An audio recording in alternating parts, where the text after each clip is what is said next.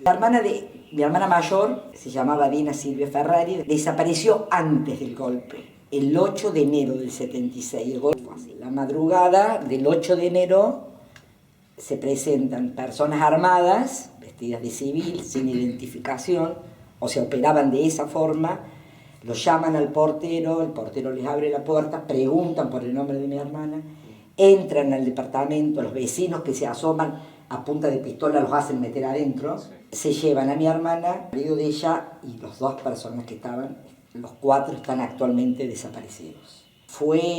A nosotros nos avisan al otro día unos vecinos que eran de Belleville. Bueno, por supuesto, una vez que nos enteramos de lo de mi hermana, nos vamos a Córdoba y empezamos a buscar.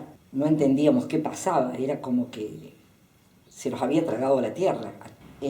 Nosotros también queremos encontrar los restos de nuestra hermana, ¿no?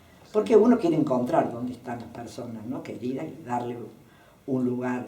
Me detienen en octubre del 76. Sí, me detienen en Belleville, no me vio nadie. Policías de Belleville me detienen a mí y el que era mi novio en ese momento, que después fue mi marido, nos levantan en el Banco Nación, en la esquina, me detienen en un auto que era de una persona de Belleville que estaba detenida y se habían quedado con el auto. De Helio Lacreu, me detienen en ese auto, que era un Chevy, amarillo con techo negro. Me llevan a Córdoba, estoy en la D2, que era un centro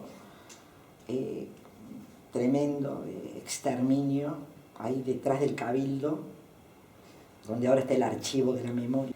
Ahí estoy un día, o sea, vendada y con las manos atadas con unos alambres. Después de ahí me suben a un auto y ahí no sabías a dónde ibas. Y uno de ellos dice, vamos a Villa María. Y mi compañero, mi novio en ese momento, que íbamos en el suelo del auto, me dice, nos salvamos. Vamos a la fábrica militar y después de ahí a la policía.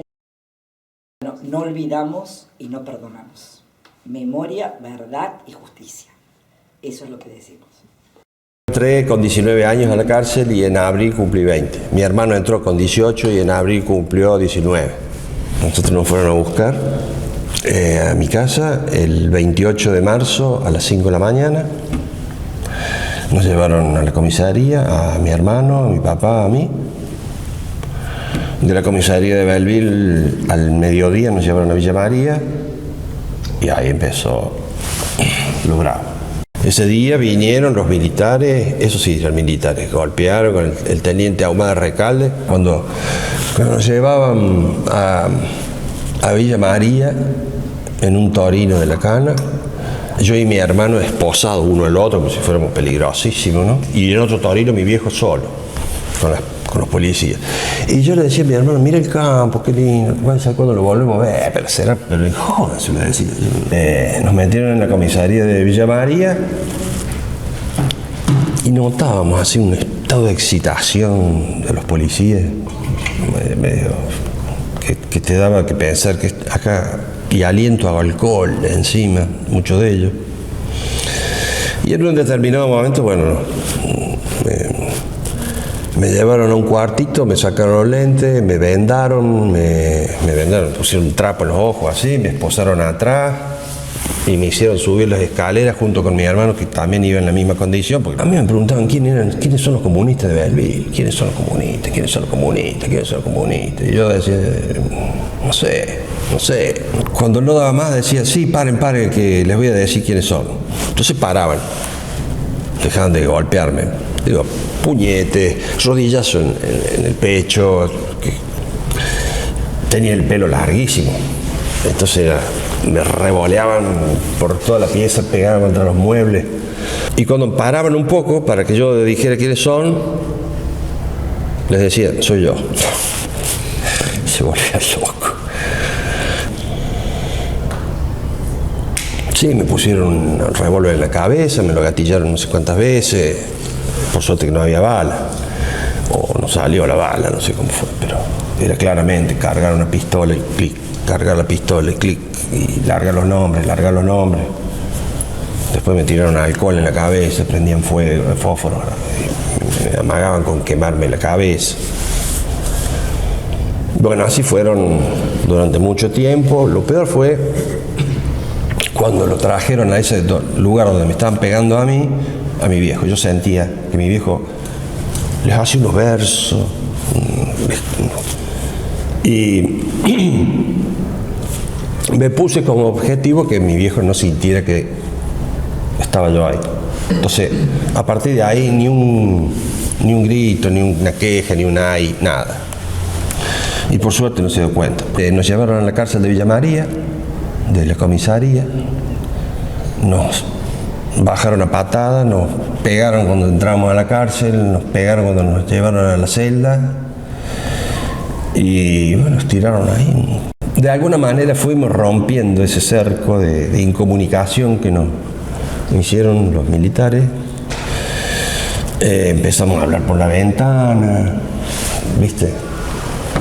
¿Quién está al lado? ¿Quién sos? ¿A dónde estás? ¿Qué sos? Hablamos. En esas condiciones estuvimos hasta el 25 de septiembre, hubo una orden de traslado. Casi todos los presos, quedamos 5 presos.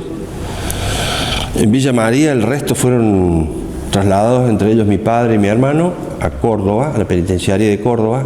Ahí estuvieron una semana. Yo tuve, creo que fue en octubre o noviembre, la primera visita, desde el 28 de marzo, tuve una visita de 1 hora de mi vieja. Lo que no quiere decir que mi vieja no fuera todos los días desde que estuvimos hasta que los llevaron a mi viejo y a mi hermano Sierra Chica, fue todos los días a la cárcel.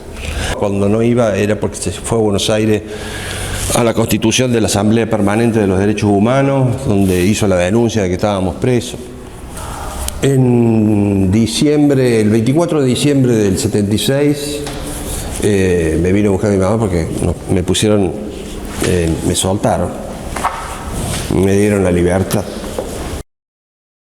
Apenas nos liberaron, nos citaron del tercer cuerpo. Mi hijo se llamaba González Navarro. Y nos dijo, el ejército no da segundas oportunidades. O se portan bien, van por la vereda, o lo liquidan. La dictadura no solamente la sufrimos los que estuvimos presos, los que fuimos torturados. Digamos que en Argentina estuvo presa durante 7 años. Porque se prohibieron cantidades enormes de libros que no podías leer. Ellos te decían, ¿qué podés leer? Cuando vienen y cuestionan, no fueron 30.000, fueron 8.000. No, padre, nosotros no tenemos que dar la cifra. Ni los organismos de derechos humanos no tienen que dar la cifra de cuántos desaparecidos fueron. Ellos tienen que darlo. Porque ellos saben a cuántos mataron, ellos saben dónde están, ellos saben quiénes fueron los que tiraron de los aviones, ellos saben dónde están los 300 chicos que faltan recuperar, que se robaron en la sala de tortura a las madres que estaban embarazadas. Mi papá se llamaba Humberto, estaba dentro de lo que es el sindicato de trabajadores rurales y estibadores. Bueno, y cuando la cosa se empezó a poner como más pesada, desaparecieron varios de los compañeros del sindicato de él, que además eran sus amigos, decidieron volverse acá a Belleville. Entonces, mi papá siguió haciendo su actividad, mi mamá daba clases acá, y mis tíos, o sea, quienes son mis padrinos, se casaron el 26 de abril. Y mi papá era el testigo del casamiento. Como mi mamá ya estaba a punto de detenerme, no fue el casamiento, ese día se quedó en su casa y mi papá fue con mi hermana, que era chiquita. Cuando fueron a la ceremonia, cuando salieron, él advirtió que como movimientos de autos raros ahí en la zona de la plaza. Entonces, como advirtió esa situación extraña, le dejó a mi abuela, le dijo que se llevara a mi hermana, a mi hermanita. Y se fue solo. Y cuando llegó ahí, la vereda enfrente de la Ponciano, ahí lo cruzan unos autos y ahí lo cargan. Empezaron a pasar los días y él no aparecía. Hubo algún trascendido de que él estaba acá en Belleville, estaba detenido ahí en la policía, ahí en la avenida España. Él estuvo acá estos 40 días, después lo trasladan a la cárcel de Villa María, a Córdoba, que en Córdoba él estuvo de 2, que estuvo de como no sé cuánto tiempo, pero tuvo varios ingresos. Estuvo en la cárcel de San Martín y después estuvo en San Vicente. En la Ribera. Y después lo pasaron a la unidad de La Plata. Ahí en La Plata lo pasaron, un tiempo estuvo en un lugar y después lo pasan a este pabellón que era donde estaban los sindicalistas, y ahí ahí lo blanquearon. Ahí lo pusieron a disposición del Poder Ejecutivo. El primer día que lo vi a mi papá, lo tengo así grabado como... Me acuerdo todo exactamente cómo fue la situación la primera vez que lo vi. Y que me dijeron, este es tu papá. Cuando nosotros ya estudiábamos en Córdoba, un día nos fue a visitar y fuimos caminando por la plaza, y cuando pasamos por la vereda, él se detuvo y miró para donde estaba el monumento de la plaza. Él dice, yo estuve acá porque cuando me trasladaron de Villa María, en un momento se le baja un poco la venda porque era de noche y él alcanzó a ver esa imagen de la plaza. Yo en algún momento después, cuando mi papá ya no estaba, que fue cuando empezaron después los juicios, yo tuve que hablar con su psiquiatra y él me contó algunas cosas, me explicó algunas cosas que yo ahí es como que adulta pude entender que en realidad yo lo que tenía era un papá que estaba muy traumado y que estaba atravesando una gran depresión, producto de todo lo que había vivido, pero como yo no lo sabía, yo lo que veía era un papá ausente. En el 5º año yo fui presidente de UBES. Me pasó que yo a veces me llamaban para las reuniones ahí a la policía o a la municipalidad. En la policía trabajaba Antonio Reginaldo Castro. Pasaba que él a veces llamaba a mi casa, a veces lo atendía hasta mi papá, y llamaba y me citaban. Entonces yo iba a la policía, iba con el tesorero y me hacía pasar a su despacho. Sí, qué sé yo, me apretaba la mano, me daba la mano y me decía su apellido, como si él no supiera quién era. O me decía, bueno, se sienten todos ustedes acá, y a mí me traía un banquito que era más alto, y entonces decía, vos sentate acá, que es el banquito de los acusados. Me acuerdo una vez que, yo creo que haber sido la primera vez que me lo dijo, estábamos en una góndola y él estaba conmigo y al lado había un señor. Entonces mi papá me dijo, con voz fuerte, para que el señor escuchara, este señor que está parado acá al lado me torturó.